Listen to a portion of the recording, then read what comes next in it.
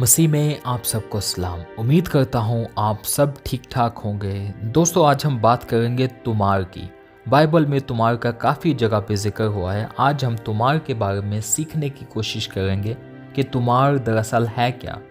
तुमार का मतलब है लंबा कागज़ या चमड़ा जिस पर कुछ लिखा हुआ हो। आमतौर पर कदीम ज़माने में दस्तावेज़ात, किताबें वगैरह लिखने के लिए इस्तेमाल होता था। अब ये तुमार जो है, तुमार बनता किस चीज़ से था? तुमार यूजली 3 चीज़ों के साथ बनता था, मतलब ज़्यादा जो इस्तेमाल होती थी वो 3 चीज़ें होती थी। एक पौधा होता था पापायरस, और फिर चमड़ा या फिर कपड़े का तुमार भी इस्तेमाल होता था। अब पहले बात करते हैं हम पापायरस की। पापायरस है क्या और पापायरस से कैसे बनते थे?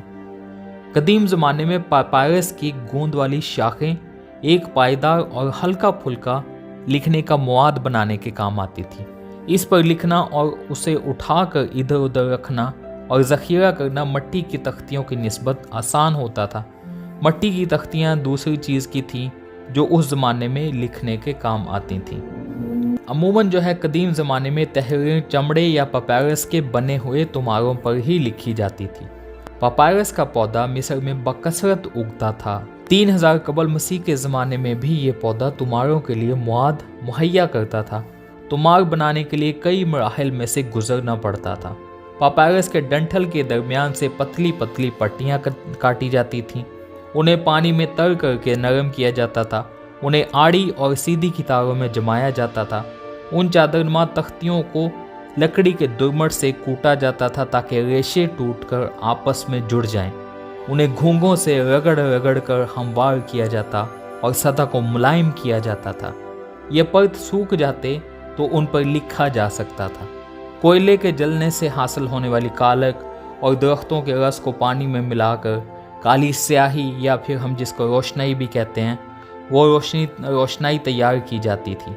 सरकंडे और कलक वगैरह से कलम बनाकर उस रोशनाई से लिखा जाता था। पापायरस के तुमार नहायत कामयाब हैं क्योंकि नमी से गल सड़कर ख़राब हो जाते हैं। पापायरस के तुमार जो दस्तयाब हैं उनमें से बेशतर खुश्क और सहराई आबो हवा के इलाकों से मिले हैं। दूसरे तर्ज के तुमार जो हैं वो चमड़े के हैं। चमड़े के तुमार भी इस्तेमाल होते थे।